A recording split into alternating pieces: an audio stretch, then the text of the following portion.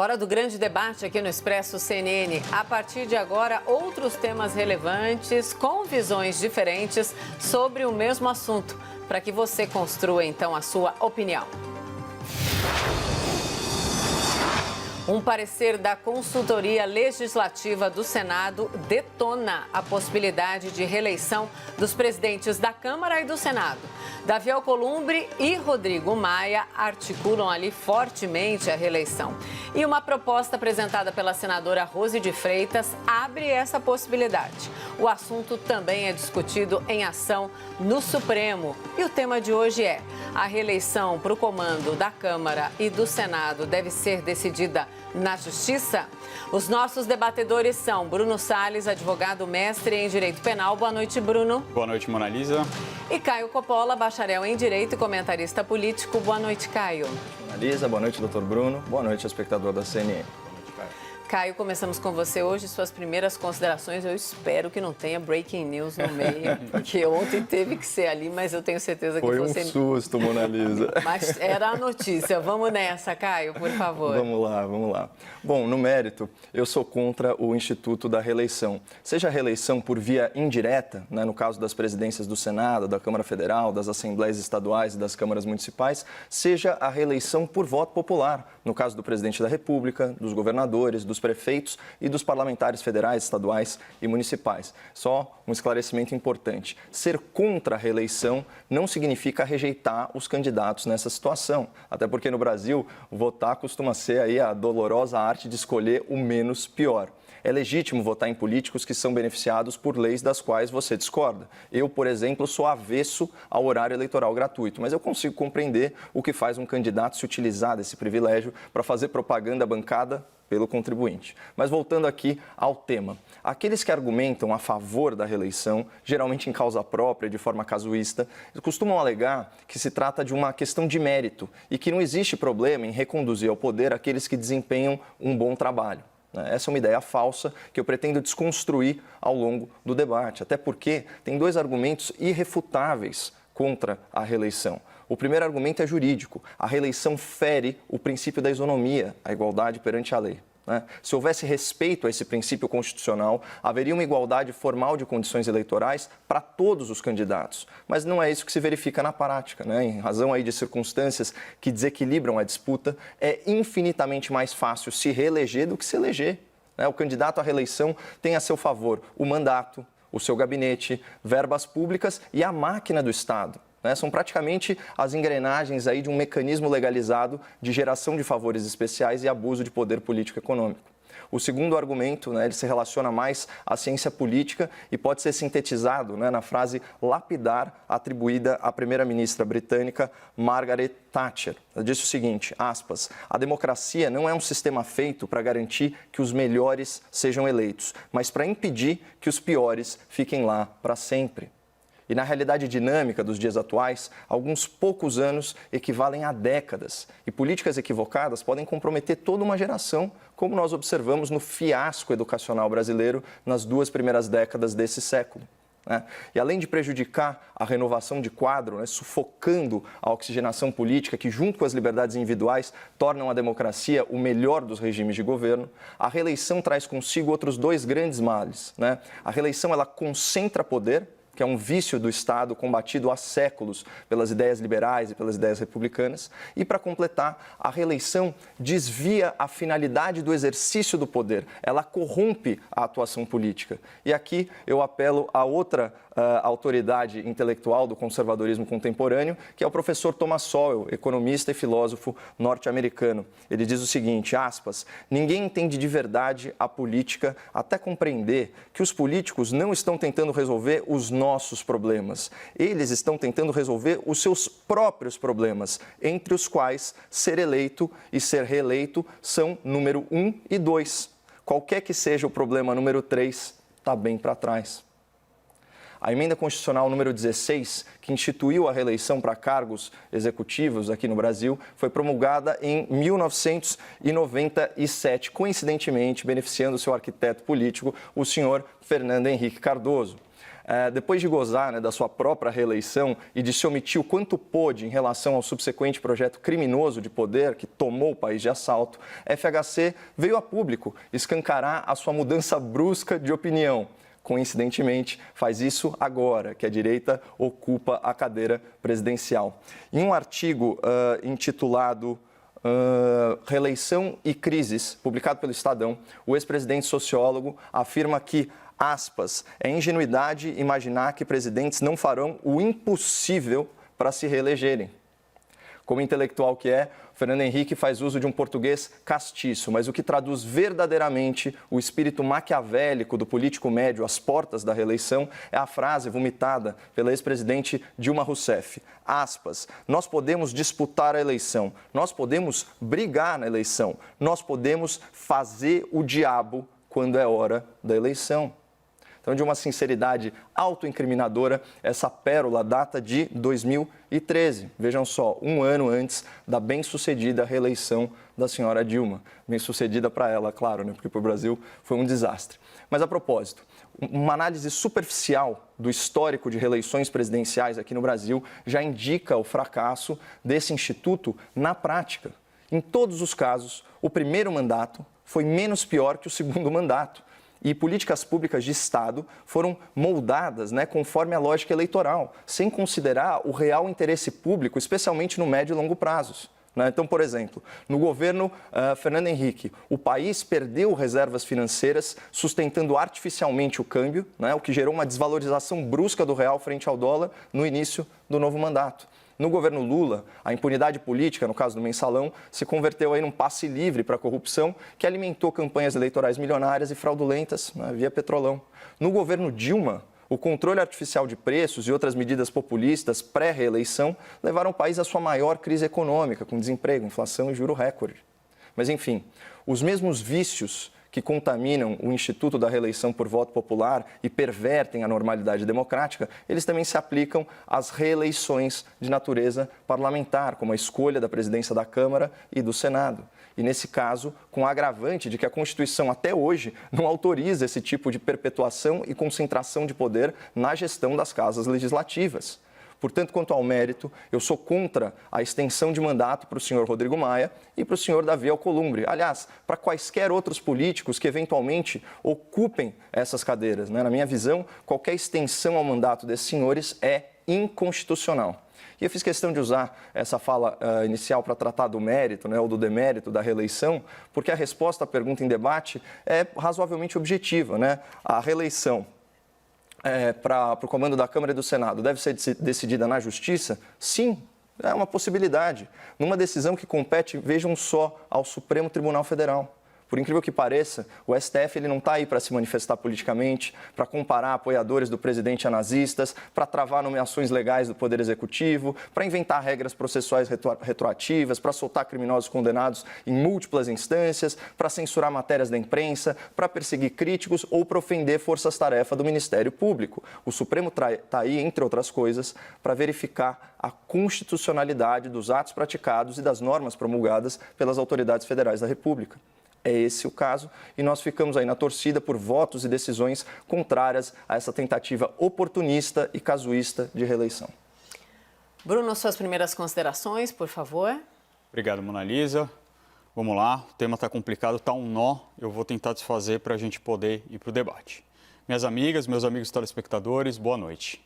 Existe um ditado jurídico, desse que o pessoal adora falar em latim, que eu vou falar em português, que diz que na clareza da lei cessa a interpretação, mas não é bem esse o caso de hoje.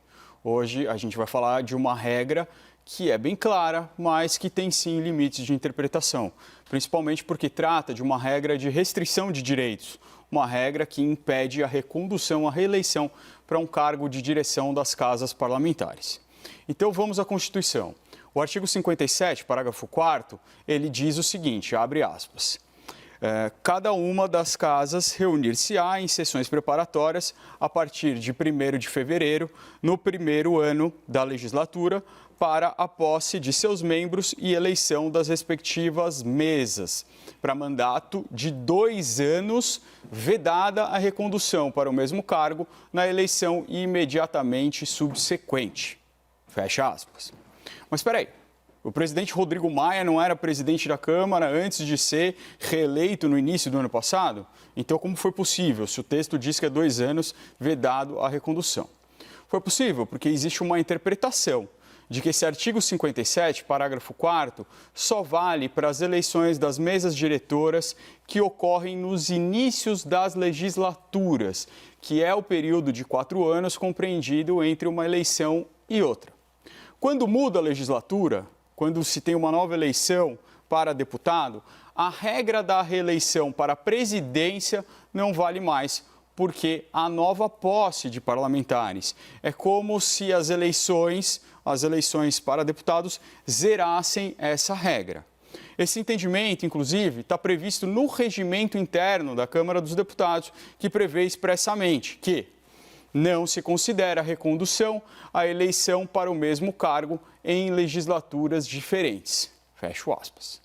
Contra esse dispositivo, existe uma ADIM no STF, uma ação de descumprimento de declaração de inconstitucionalidade, que foi ajuizada pelo PTB, que discute se essa norma ela é constitucional ou não. Então, vou fazer um grande apanhado aqui. Vamos lá.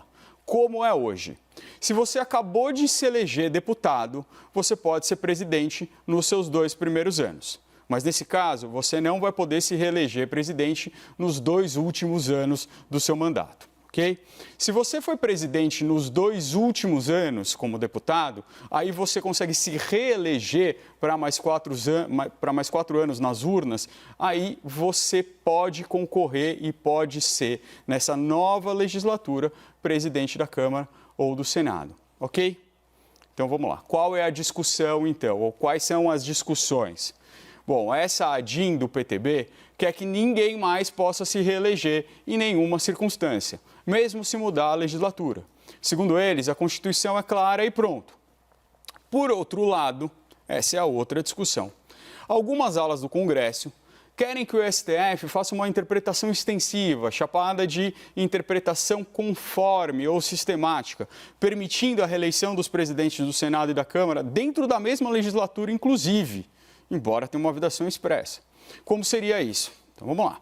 A ideia é a seguinte: quando a Constituição foi promulgada, quando ela foi criada, não poderia haver reeleição para nenhum cargo, né? Nem para presidente da República, nem para governador. Essa era a regra. As eleições presidenciais passaram a ser possíveis, como o Caio disse, com a aprovação da emenda constitucional número 16 de 1997, durante o governo Fernando Henrique Cardoso. Como o Caio disse também, ele mesmo declarou aqui à CNN ontem que foi uma má ideia, mas deixa isso para lá. O fato é que, por essa linha interpretativa, já que foi permitida a reeleição para presidente da República, governador, prefeito, a regra deveria valer também para os presidentes da Câmara e do Senado. Então, o STF poderia dar essa interpretação conforme para permitir a reeleição de Maia e de Alcolumbre. Parece muito claro que o que estão querendo nesse caso é que seja reescrita a Constituição. Seja para vedar expressamente a reeleição, mesmo em legislaturas diferentes, seja para permitir expressamente a reeleição na mesma legislatura, nós precisaríamos, na verdade, reescrever a Constituição. E esse não é o papel do STF, que só pode interpretar a Constituição. Quem pode reescrever a Constituição, desde que não trate de cláusulas pétreas, é o Congresso Nacional, por meio da aprovação de uma emenda constitucional. Não é fácil aprovar uma PEC, uma proposta de emenda constitucional, principalmente quando ela vai estar relacionada a um tema tão sensível quanto o da reeleição, e é a FHC que o diga. Demanda aprovação por 3/5 da Câmara e 3/5 do Senado, ou seja, depende da concordância de 308 deputados e 49 senadores. O custo político disso é enorme, é a FHC que o diga. É um caminho muito mais difícil. Seria muito mais fácil convencer apenas 6 ministros do Supremo Tribunal Federal. Mas esse é, com certeza, o caminho errado. Vamos então ao debate. Bruno e Caio, por favor. Só para deixar bem claro que eu sou favorável ao controle constitucional, né, por parte do STF, jamais à atividade legislativa. Isso entra naquela seara de atribuições que não competem à nossa Corte Suprema. Eu queria ler aqui para o espectador da CNN uma carta aberta ao presidente do Senado Federal, escrita pelo senador Oriovisto Guimarães. Ele é senador da República pelo Podemos do Paraná e, assim, ao longo do seu mandato, ele vem conquistando aí muito respeito, não só por ser muito bem sucedido, né, no setor privado, não ser um político de carreira, mas está aí desempenhando uma função pública com um senso de retribuição, mas também pela sua coragem de atuar como freio e contrapeso aos excessos do Supremo Tribunal Federal, inclusive protocolando pedidos de impeachment de ministros da Corte e propondo emenda constitucional para restringir o alcance, a abrangência, o poder das decisões monocráticas tão criticadas aqui por nós no grande debate. Ele diz o seguinte, eu vou ler alguns trechos selecionados dessa carta. Meu caro presidente, senador Davi Alcolumbre, ao contrário da senadora Rose de Freitas, votei para a sua eleição à presidência do Senado Federal. Rose de Freitas votou no senador Renan Calheiros. O mundo gira. E agora minha colega Rose de Freitas teve a iniciativa de apresentar uma PEC para permitir a sua reeleição. E eu me oponho a essa casuística iniciativa legislativa. A democracia é linda e sua beleza maior está na alternância de poder. Eu até poderia votar favoravelmente pela aprovação da PEC proposta se essa PEC fosse válida a partir da próxima legislatura. Isso eliminaria qualquer suspeita de casuísmo legislativo para beneficiar o senhor e o presidente da Câmara dos Deputados, Rodrigo Maia. E aqui ele dá um segundo recado lapidar, repleto de ironia. Além dessa condição essencial, tem outras duas. Antes de votar a PEC da reeleição, deveríamos votar a PEC que estabelece a prisão em segunda instância e votar o fim do foro privilegiado. Se o Congresso fosse capaz de dar essas três felicidades ao povo brasileiro, aí sim eu votaria favoravelmente a PEC proposta pela ilustre senadora. Então, assim, nossos cumprimentos aí a toda a ironia e ao recado bem dado do senador Oriovisto ao presidente da Casa. Bom, eu não vou ficar misturando as matérias, porque a matéria é complexa o suficiente. Eu vou voltar para o ponto inicial. O ponto inicial é de que a gente tem hoje três cenários. Um é a possibilidade de recondução quando a gente está em legislaturas diferentes. O outro é que a gente tem uma ADIM que quer cancelar isso e, pelo outro extremo, então um quer diminuir, o outro quer aumentar, quer que possa existir a possibilidade de uma recondução em qualquer hipótese, tá?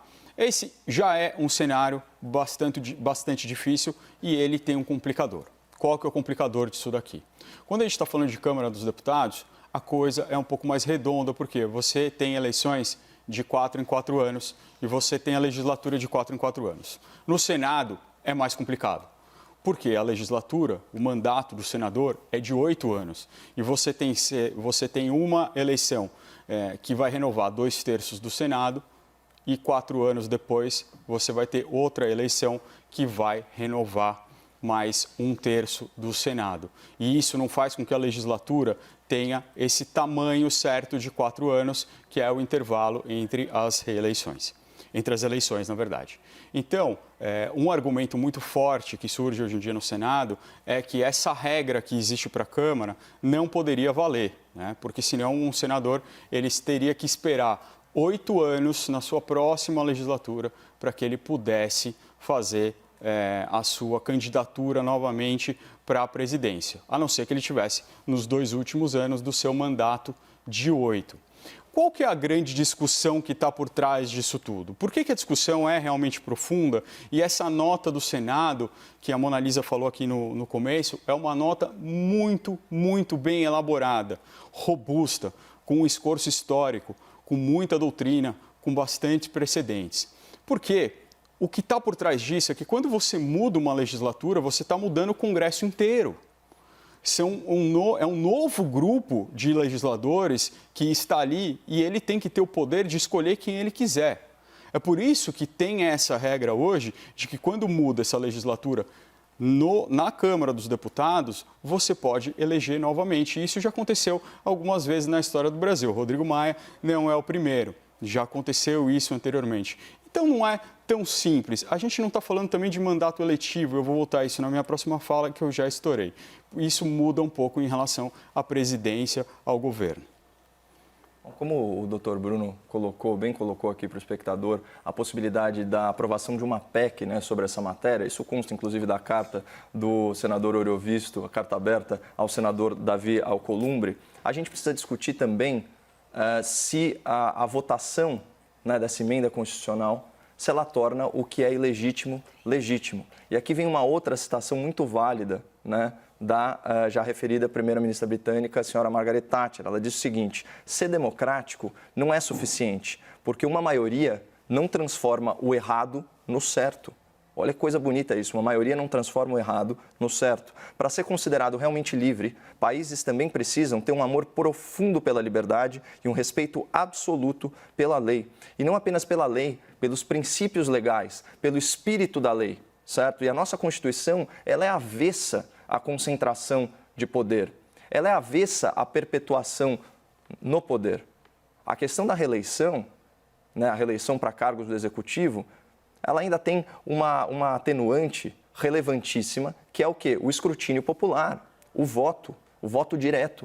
Mas quando a gente fala dessas posições de destaque na República por eleição indireta, como é o caso da presidência da Câmara, da presidência do Senado, não é possível, né, que a Corte Constitucional avalie que isso está em acordo com o espírito da nossa Constituição, né, que emana dos princípios da Constituição, sejam eles os princípios relacionados à isonomia e também às questões inerentes à democracia, à periodicidade, né, à renovação política, à oxigenação, esse tipo de coisa. É por isso que o professor Modesto Carvalhosa, né, na sua obra Da Cleptocracia para a Democracia, ele ensina que no Brasil pratica-se a corrupção legalizada, ou a corrupção institucionalizada, a ilegalidade institucionalizada, que é o quê? Você reúne, né, esse grupo político, essa elite política, né, para colocar em pauta a votação de privilégios que, por se tornarem legais, saem da ilegalidade, mas jamais da imoralidade e estão em desacordo com o interesse público, como seria o caso, por exemplo,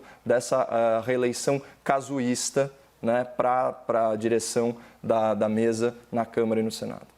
Debatedores, argumentos finais já, tá? Passou rápido de novo. 1 minuto para cada um. Começamos com você, Bruno, por favor. Obrigado, Mona Lisa.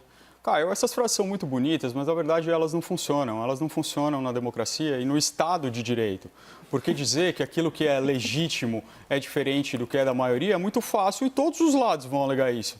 Da extrema esquerda à extrema direita, passando pelo meio, pelos moderados. É por isso que tem regras. É por isso que tem uma Constituição. É ali onde vai ter a regra do jogo. E o fato é que não estamos tratando de uma cláusula pétrea. O que são cláusulas pétreas? São aquelas que o legislador lá, originário, constitucional, disse: nisso não se pode mexer de forma alguma. Você vai ter que fazer outra Constituição se você quiser mexer nisso, tá? Se não for cláusula pétrea, e essa questão da reeleição não é, ela é uma regra, inclusive interna corporis, que diz respeito ao corpo interno do Poder Legislativo, se aprovarem uma PEC e vai ter todo o desgaste político, pode, essa é a regra do jogo, e vai poder ter a reeleição. Você pode não gostar? Tudo bem, isso não faz ilegítimo. Tem outros setores que podem gostar. Seguiram as regras do jogo, isso é legal, isso é constitucional. E se a gente quiser mudar, a gente vai ao parlamento e tenta passar outra PEC para desreformar. Caio, seus argumentos finais, por favor. Eu estou surpreso, né? Porque aparentemente quem entende de democracia é o Dr. Bruno Salles e não a Margaret Thatcher. Mas é o seguinte, a minha crítica à reeleição, ela se encaixa num espectro muito mais amplo de reformas políticas necessárias para a oxigenação política, para a renovação política. Elas incluem não apenas essas restrições, né, a concorrer ao cargo repetidas vezes no Executivo, como também desvinculação do mandato de turno para concorrer a outro cargo, né, para que o representante público tenha que fazer uma escolha. Certo? Fim do financiamento público, né, de campanhas e partidos. Por quê? Porque essas verbas não são distribuídas igualmente. Né?